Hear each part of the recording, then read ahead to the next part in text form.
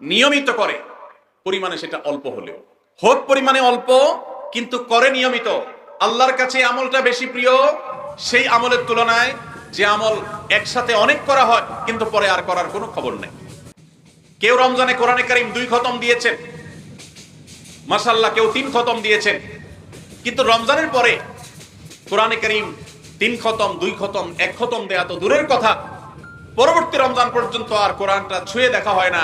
খুলে পড়া হয় না, তেলাওয়াত করা হয় না, 1 পৃষ্ঠা পড়ার সুযোগ হয় না।